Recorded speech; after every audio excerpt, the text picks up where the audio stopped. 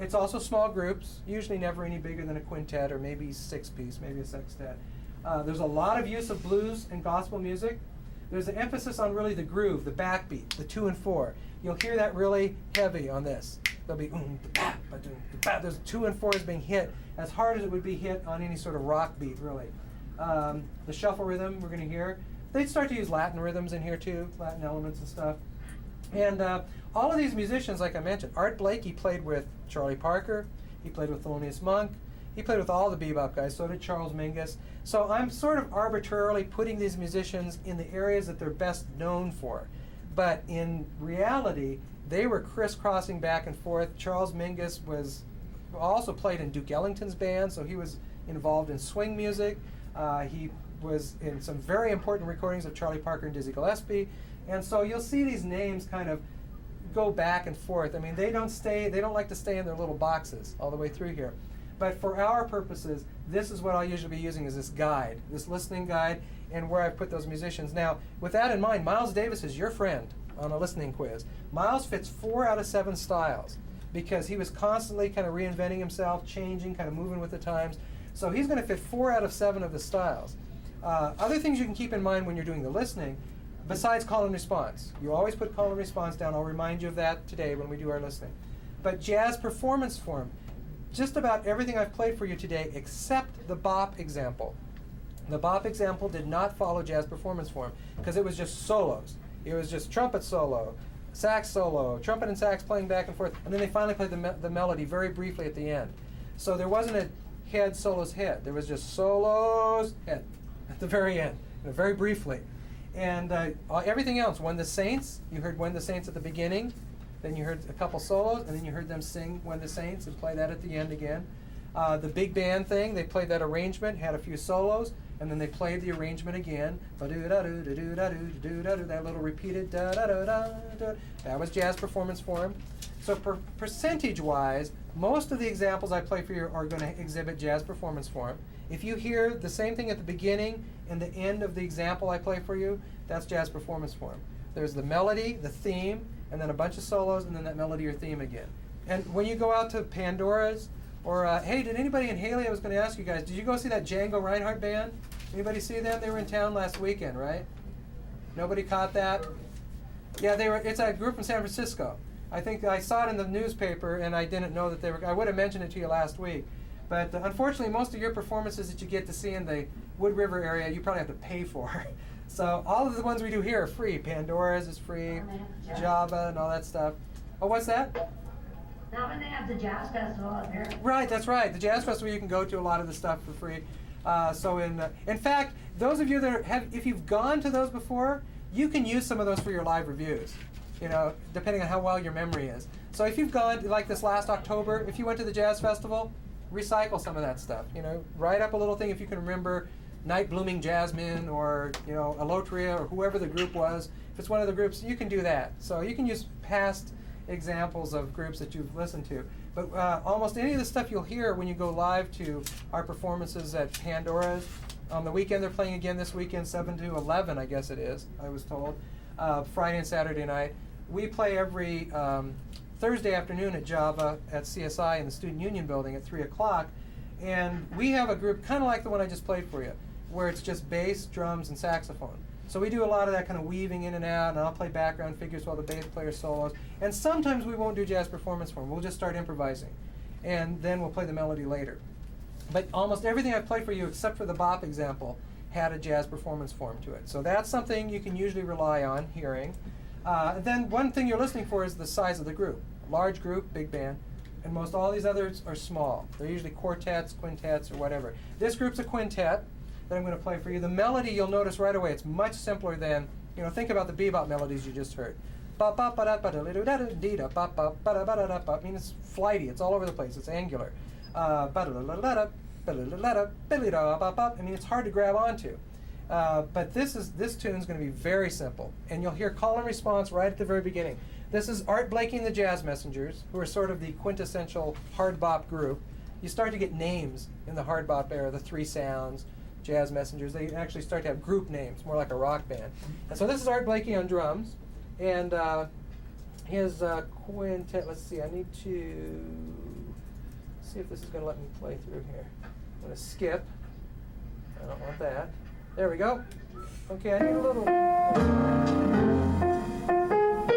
So notice how simple this melody is in playing. The piano and the horns are kind of doing call and response. Now they flip it around.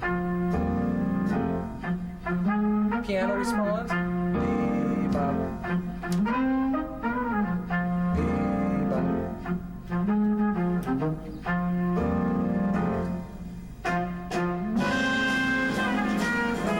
Shuffle rhythm is playing.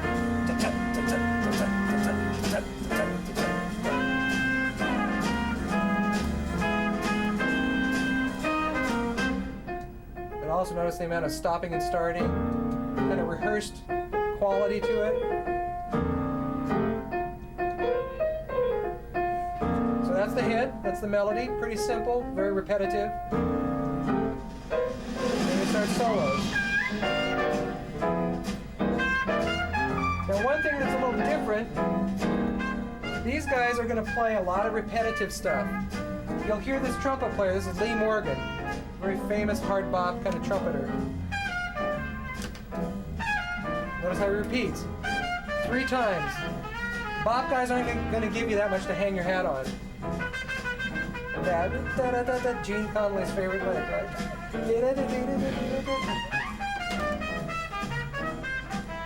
They tend to use a lot of blues language, more repetition.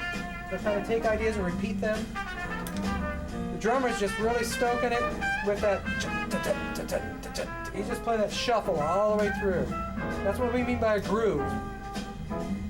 Got that 2 and 4 on the hi-hat all the way through. Back to hear the piano. Repeated that again.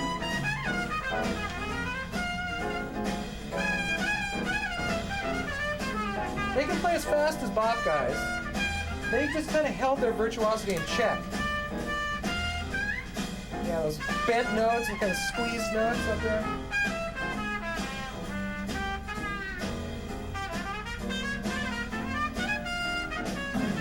In fact, the hard bop guys, their stuff was usually played on jukeboxes, so their solos were played. They found that some stuff that worked really well in a recording, they would just kind of recycle it. So he's going to end his solo exactly the way he did 2 months earlier at a recording session. And when this first came out a couple years ago, there was a lot of people disheartened to find that these guys recycled their material. But I was like, you already knew it was kind of something hard bop guys did. He's going to finish his solo with a little figure that's identical to what he does on the recording he did 2 months earlier. And the sax player echoes it.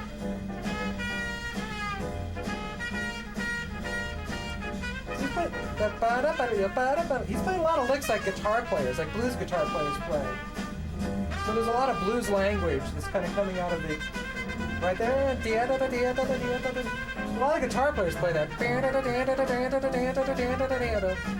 a lot of licks and kind of phrases and stuff. Kind of a bag of tricks.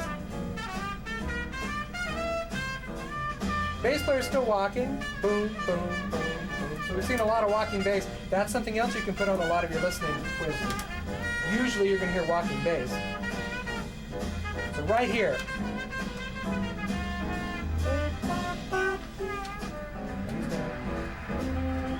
On the recording, they do that exact same trade-off. Where you play ba-da-da-ba-ba-be-da, and then the sax plays the same thing. This guy will also, we can speed through his solo a little bit here, so. Speed through a little bit. Because these are, what happens with hard bop is it's also the introduction of the 33 1/3, the vinyl LP. So you can put 22 minutes of music on a side. So these tracks tended to get longer. Usually the recorded tracks were 8 minutes, 9 minutes long. Before that, they're almost always 3 minutes. That's all you can put on a 78, on the recording technology they had before. So now the hard bop musicians are able to solo for longer periods of time. The guy that's playing tenor sax right here is still with us. He's just turned 80, I think. It's Benny Golson. And if any of you saw, there was a movie called The Terminal with Tom Hanks, and this is the guy that's featured in the very last scene of The Terminal. I can't tell you much about it because it gives away the entire plot. But there's a jazz subplot to The Terminal, which is a Catherine Zeta-Jones and Tom Hanks, and he's featured in it. He's featured playing in a nightclub at the very end. He was the musical director for this group. So with these groups, that's what you get a lot of times is a rehearsal and somebody that will call the rehearsal, write and arrange charts for them, run them through it. And you'll notice they're all wearing the same suits. They have like matching suits. So there's really a much more professionalism in the hard bop and cool groups. You can't, of course, hear the suits or hear their appearance or anything, but this piano player is the guy that wrote this song, Bobby Timmons. He came from the black church tradition. Most of the piano players came from the Sanctified Church. They played in Southern Baptist Church. They played in the church choirs. So as his solo goes along, he's getting a little bit there. We're going to fast forward a little bit. He really goes to church about, 3/4 of the way through his solo. As he starts to play both hands.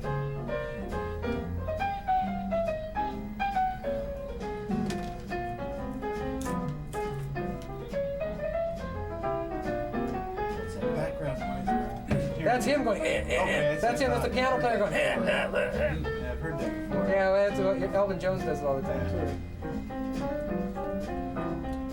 Yeah, Keith Jarrett does it a little too much. Right here. Right here. Now, this is very much a gospel. This is more of a church tradition. This is the type of playing you don't hear in bebop. Won't really play this kind of sanctified kind of church piano.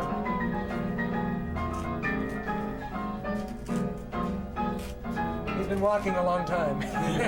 He looks like, how long is this guy going to play a solo? But you notice Art Blakey hasn't moved from that. He's just kind of softened it up a little bit. This is a good example of that kind of, taking it to church. Right here. Repeat.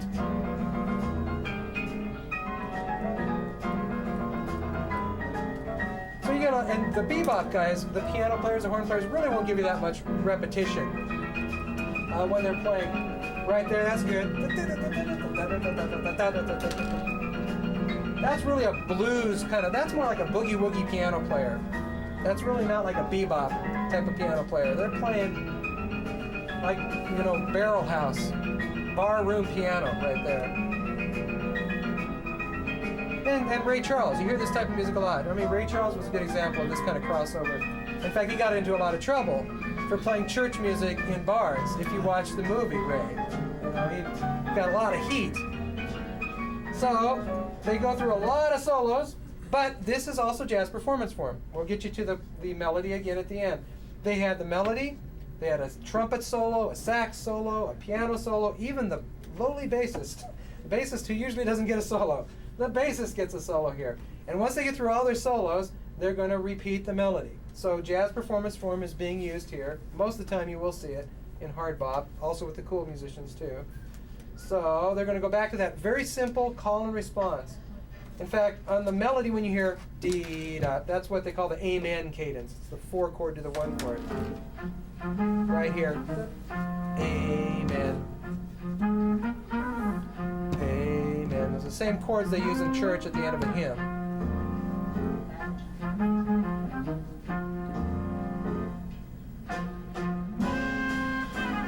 So the melody's pretty much the same as it was presented at the beginning, 10 minutes ago. And this track's about 10, 11 minutes long. Again, it's much more polished. There's all those stops, starts, little silences. The beboppers really don't give you that much polish in their, it doesn't really sound like, oh, those guys really rehearsed that. But it does with the hard bop guys, and it does with the cool guys. And this music was much, much more popular. It reached a much wider audience than bebop did.